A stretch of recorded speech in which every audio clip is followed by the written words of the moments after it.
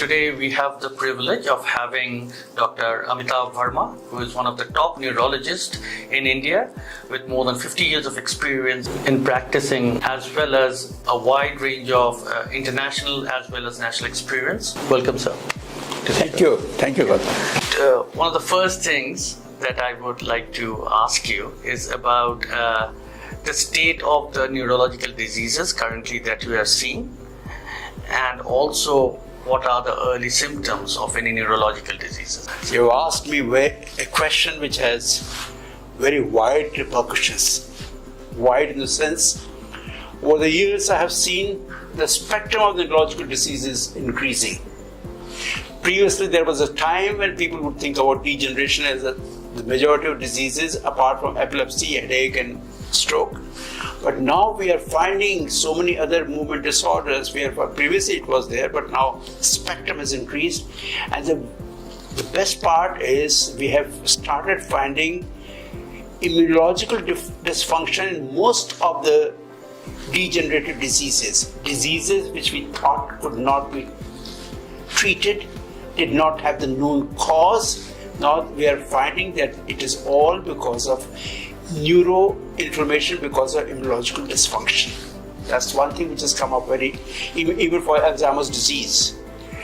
You asked me the question that what is the spectrum. I've seen many cases of all diseases. However, I cannot enumerate all, otherwise it will be a textbook of neurology. So I would rather go for a majority of the things which are known to people, and also those things which are not known to people that they are neurological in origin, and they have to be treated by a neurologist. First of all, let me tell you, there is a difference between neurologist and neurosurgeon. Surgeons operate on the brain, and we don't operate. We treat the brain with medications, like a cardiologist and cardiac surgeon, heart specialist and heart surgeon. Similarly, brain specialist and brain surgeon. So the neurologists usually come into practice, into picture initially also, and when we find that there are certain things which need to be removed or surgically treated, then surgeons are referred to. When I started practice, after having taught in All India Institute of Medical Sciences a few years, then when I started practice at that time in Delhi, all the cases of neurology emergency used to go under general medicine, and neurologists were only on call, attending, advising, consulting. But when I entered the practice, I somehow or the other, I could convince our hospital, that is the Batra Hospital, in the beginning I started that hospital, neurology services, to have neurology admissions under neurologist care, as it was done in our All India Institute of Medical Sciences. They agreed, and since then the practice of patients going under neurologist for neurological emergencies started in all the private hospitals. Now, this I want to tell you because many of the things of neurologists used to be missed otherwise, because we are trained for those conditions. Like I'll tell you, do you know stroke? We all know, paralyzed one side, unconscious for that matter, brain hemorrhage. But are you aware that stroke can be there? Stroke means a clot in the brain. It's the brain attack, like a heart attack. It's a brain attack. There's a clot in the artery, so there's a blood supply is not there to the cells. Cells cry for the more blood and oxygen, and they die for that matter. That's why the brain attack is there, so we call it stroke infarction. It could be also because of a rupture of an artery. That also it doesn't supply the same amount of oxygen blood. So the brain again shouts. Are you aware that stroke, which we all know, for that a neurologist or a physician is not required? Even a villager can tell you that this is a paralyzed stroke. Adrang ho gaya, paralysis ho gayi. So the point which I wanted to know is that there are certain areas only which can produce this.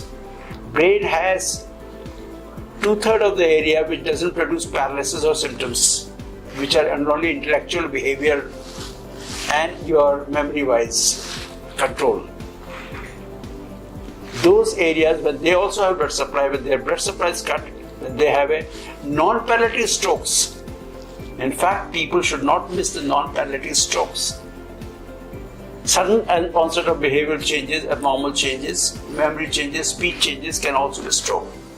So this I have seen, and I brought this thing to the notice of the public and to my colleagues, and they are now practicing. I'm very happy they are able to practice and judge it very often.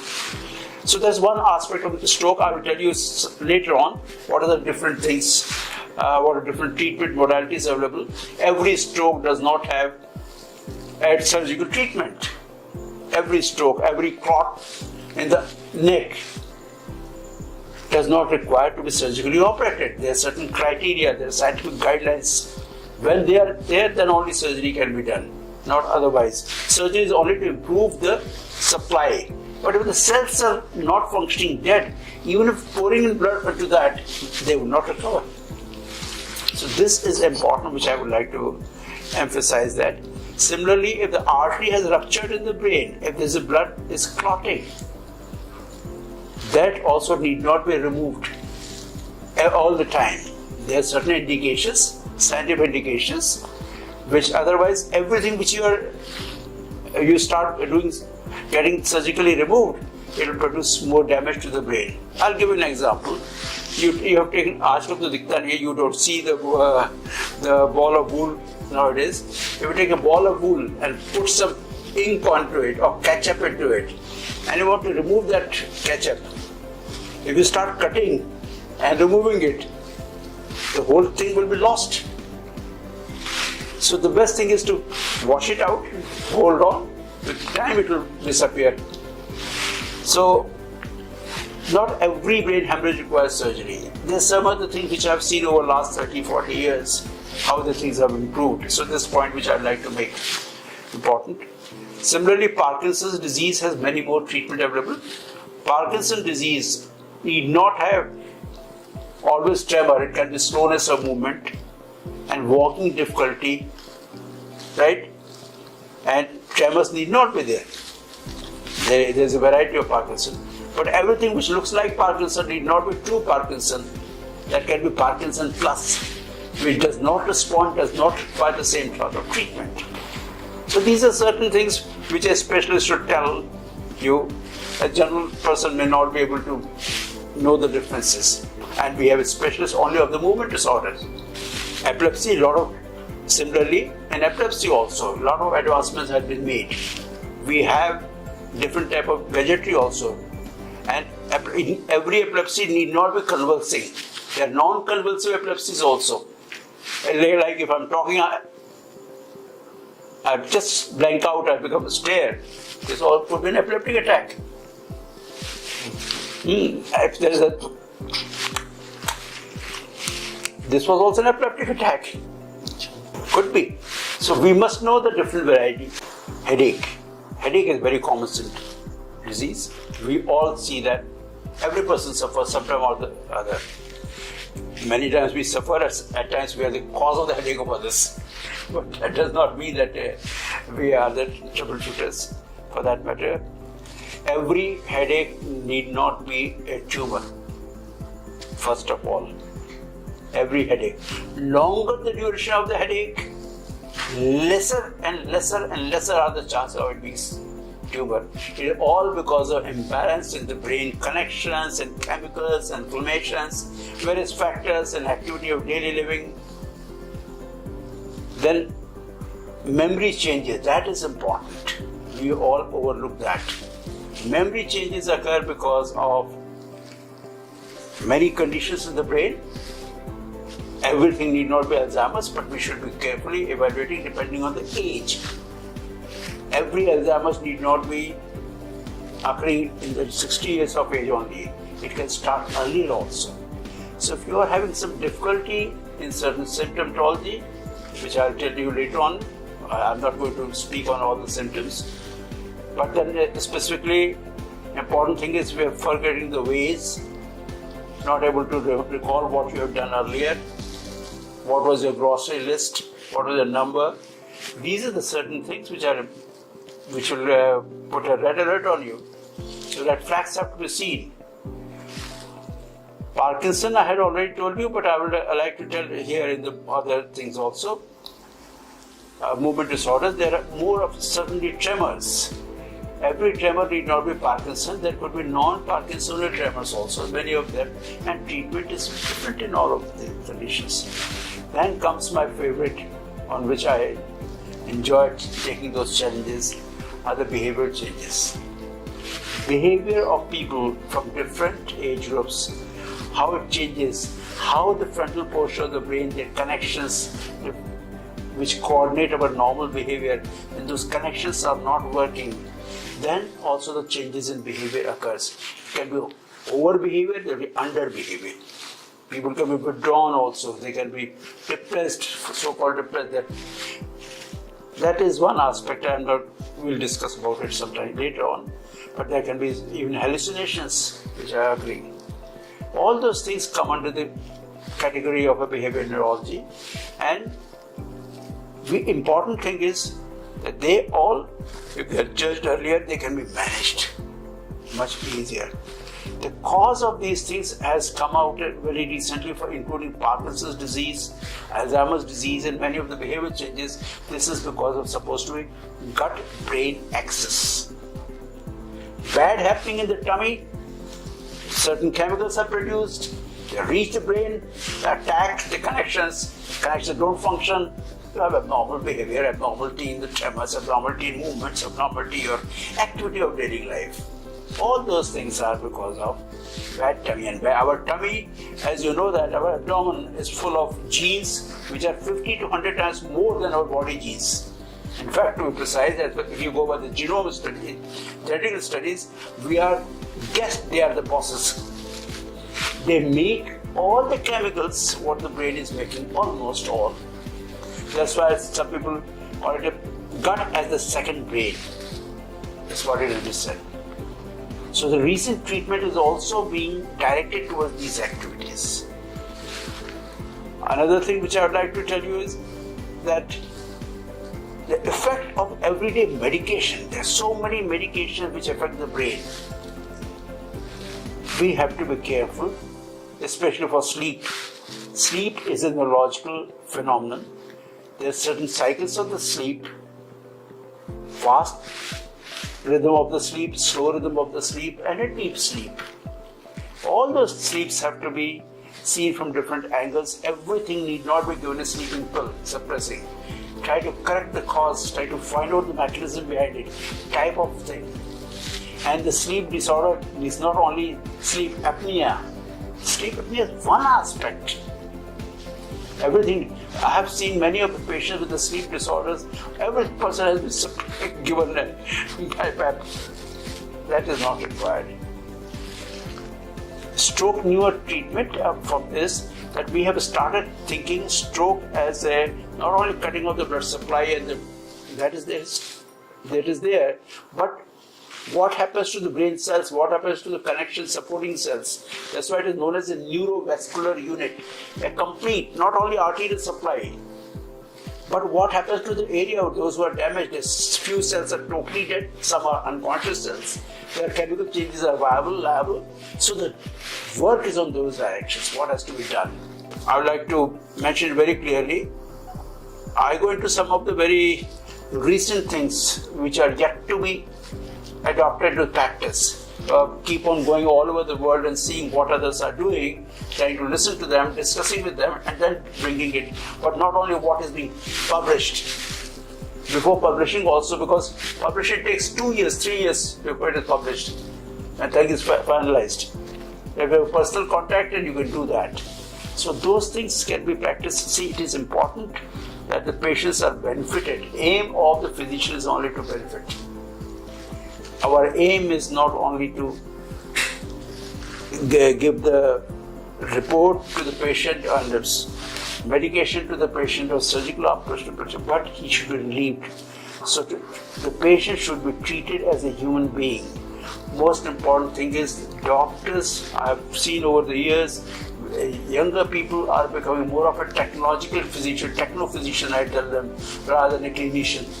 Clinician will go by the patient's bed, see what is the knows the name of the patient, knows how the family is doing and what the person is doing. But nowadays we find that we are only worried about, so what was in the MRI, what is the CT scan, what is the EEG, what is the blood report, what is the patient. Important thing is, recall that, always be with the patient. Important thing to learn is empathy and compassion. Important thing is empathy. I like to say, if the younger colleagues are there or people, we must know the patient. Same MRI. My famous quote I will tell you, when I give lectures at different places when I'm called into, then I say that don't go by CAT scan, dog scan and rat scan. You will laugh. After all, what is MRI? Magnetic resonance imaging. Image. What is image? This is an image there. On the back you will see. Now this image, is it a dark hands, black hands image or white hands image? Is it a 40 years old person, 70-year-old person? Is it a male or female? Is it living or dead? Can the image tell you? No. Similarly, same thing happens for the MRI. We have MRIs of the unconscious patients which is normal, and the patient is unconscious. So let's not go only by the images. Sir, you explained quite a lot about the symptoms of neurological diseases, which at the early stage is difficult to figure out unless you look at it holistically. But one of the other things that we're observing is about what are the right treatments for neurological diseases. And what we observe in the current market is a lot of people or the doctors are prescribing medicines or surgeries very quickly into for patients. But could you please elaborate on what kind of treatments are really best suited for neurological diseases, and is it a holistic treatment that is more beneficial for these diseases? Well, let me first of all tell you, as you know, we all are not equal. We are all human beings. Somebody is 5 feet, somebody is 6 feet, somebody is without hair. Like this, there's individual variability. So all the treatment which we are giving is for a general population, general as it is evidenced by our medicine trials. No doubt the ideal thing would have been a personalized medicine, which is in the pipeline now. Personalized medicine, so that we know for individual. So one man's food should not be other man's poison. So that's what happens. So what I will tell you is generalized, but that also is tailored to the patient. Like we know for a stroke prevention, we have to give aspirin. But if somebody who has got ulcer in the thing, I will not prescribe that to him. Or somebody who has got headache or migraine attack, there are certain new nice medicines there, triptans are there. I would not give somebody who has this little conduction defect or heart disease or silent heart disease since birth or congenital. I would rather be away. So we should be knowing when not to give. To give, there is a lot of literature, there is a lot of shouting, a lot of noise everywhere. What to give? But when not to give is more important. What not to do is more important. A human being is, if life is precious, God is precious, just don't keep on giving everything to everyone. So, surgery, as I said, yes, it is a must, it's a life-saving, nothing like a good surgery when it is indicated. The bottom line is, underlying thing is, when it is indicated. Indicated not from the shouting point of view, indicated from the life-saving point of view, from the quality of life. If you save the life also, then what is the outcome? What's the quality of life? Important thing is, see, every human being is actually supporting the growth of the society in totality through individual cooperation. However, in general, whatever principles are available, we will have to follow those principles. Unfortunately, we don't have cure for most of the cure. But here I would like to now just stop here for a moment and tell you what is cure. In medical science, Do we have cure for every disease? No. We have treatment for most of the diseases, managing most of the diseases. We have cure, means you have treated, given medicine or whatever you want, after that you don't require it. So cure is for bacterial infection, some of the viruses, some of the funguses, or trauma, or trauma is any injury, or you have a little growth which is benign. These are the only cures. Otherwise, you go by diabetes, or blood pressure, or cardiac disease. Even if you have an angioplasty done cardiac, then you continue to take medicine. You are not free of the medication. So, no disease in the medical science can have a cure. Let's understand that. But that doesn't mean you don't treat. You treat them so that you make them their quality of life excellent, able to contribute towards the society and their family. Obviously, family and then the society. So, we will tell you about newer medications for epilepsy also, which is, I'm not going to name this medicine is coming, that medicine coming. I don't want people to jump and keep on popping in the pill. Acha, iska control nahi ho raha hai, so this person is not controlled, let me take this medicine also, because Dr. Varma has said all this thing. No. Everything has to be seen by a neurologist who knows what to do with the patient particular case. Because that case may require a different medication. What are the two twins are there, same disease, need not have the same medication. Unfortunately. They have different picture. We have no doubt surgical treatment, newer surgical molecule.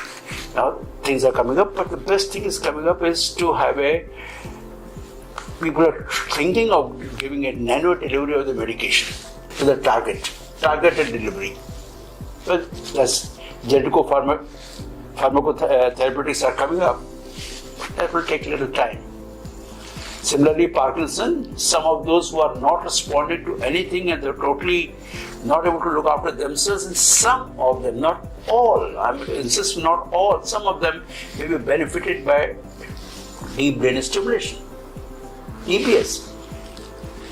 Even for certain very obsessive compulsive neurosurgery disorders, OCDs, their surgical manifestations are there, and very good technique of magnetic resonance ultrasound. I think our colleagues are doing it in Delhi itself. They can even treat that. We have non-surgical, non-invasive treatment, regional brain magnetic stimulation, not the normal magnetic, transcranial magnetic stimulation, TMS. We have the thing which I am seeing very often is many of the nerve diseases and the brain diseases have an immune dysfunction. Immunity is totally destroyed. Their autoimmunity is going against them. Not the classical autoimmunity of disease of polyarthritis, notice or muscular tissue disease. There are certain autoimmune diseases are coming up which attack the junction between nerves or the covering of the nerves or the fibers of the nerves or the nerve cells or the connecting supporting tissue, which is known as glia. They can be attacked by these immune cells, and therefore the function of the brain gets disarray, depending on which area is involved.